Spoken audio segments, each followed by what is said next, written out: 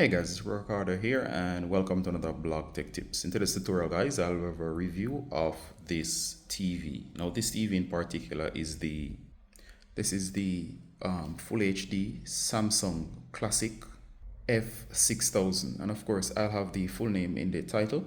And this is one of the most affordable offerings from Samsung. One of the fun things about this is that it comes in at a very affordable price.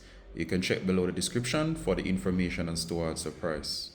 I'll break down what makes this TV worth it or not. Alright, so let's get right into the review. Now the first thing we look at guys is the remote. Now of course the remote is feature packed. You can see the compact button design, and of course it gives you all of the standard buttons that will come. You have a full numbered keypad, channel up and down, mute, guide, and of course back buttons and so on.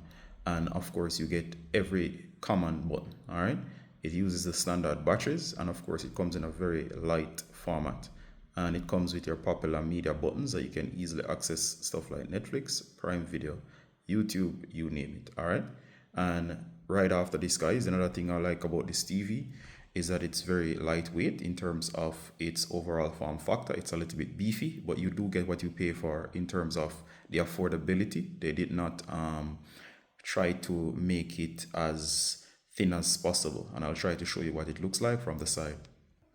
Alright guys, so this is the side of the device. It does get a little bit chunky and beefy, but you notice of course there's a gradient back, and that tries to make the back look as if it's not as wide as it seems, but you do get the idea that it gets a little bit beefy, and that's about say 3 to 4 inches in thickness. This is not the official look, but I just basically did a overall stretch to give you an idea.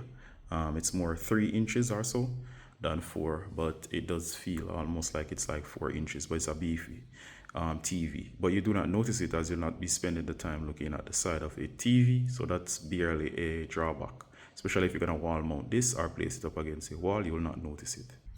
As it relates to the inputs, you do get your USB port, one HDMI right here, and of course your standard antenna, and this antenna has to do with your external antenna to give you over the air broadcast. Here we have a Ethernet port for a direct line to Ethernet for internet and network. Here we have another HDMI, so that's 2 HDMIs. Now this TV doesn't have a lot of inputs, but of course it's not bad. And of course you get the plug here at the back. Now notice the plug design. It is flush to the top with this cutout section here, meaning if you mount this to the wall, it should not be a TV problem in terms of standard TVs that has this sticking out the back. So this can be flush against the wall, so that's a great consideration considering that most people mount their TVs. All right, now for the legs are a bit small, and as you can see them here, they're not very wide, but they do the job. Another thing with this that is a great selling point is that you get the latest update, which is Tizen. Now check this out guys, I'll show you how fast this TV boots. So here I am, and I've just turned on the TV, and there you go, it's already booted. Only took like maybe 2 seconds. And of course it is ready to be used in no time. So that's one of the advantage of Samsung's new Tizen OS, is that it's super fast. So as soon as you start from a cold boot, it will start up very fast. All right, next thing that I like is that the bezels are thin. They could be thinner, but of course they're not bad. They're not razor thin, but they're thin enough just to give you a nice look. Now this is 32 inches. If you have a bigger option, should be similar. So of course this review will go for those as well. Now as you can see here, this is the Samsung Tizen interface, and as you can see here, it gives you the quick apps at the home screen. Now Samsung Tizen's system is pretty straightforward. You have your home screen with your popular apps. You can access Netflix. You can go into more advanced settings. There's a side menu. There's a quick options. Now of course the quick options will be the quick settings here. You also have the robust settings, which would go into your detailed settings. You can access TV, you can access YouTube. Of course, these are the detailed settings that are quite robust, as you'd found on most modern TVs from other brands such as LG, TCL, you name it, especially in comparison to the LG TVs, which are top of the line brands. Now, Samsung is known for their great quality or branding, right? And of course, this TV is no exception. It is good because you do get that Samsung branding and that ecosystem. However, one of the things that most people look for is apps support. Now, if you go into the apps section, you'll see apps. Now, of course, because Tizen is new, I find that I don't have a lot of apps. I don't know if it's based on region, but I would assume it cannot be region, as it should be the standard apps that we look out for are not here. So of course, Android has that robust system, but this is not Android. It is actually Tizen, which is Android's version of its operating system. Now, of course, you do get a key apps such as YouTube, Netflix, you name it, for the main stuff, and you do get stuff like your internet browser and all of those things. But of course, the sheer number of apps that you would normally love for your devices is not here that you would find on Android.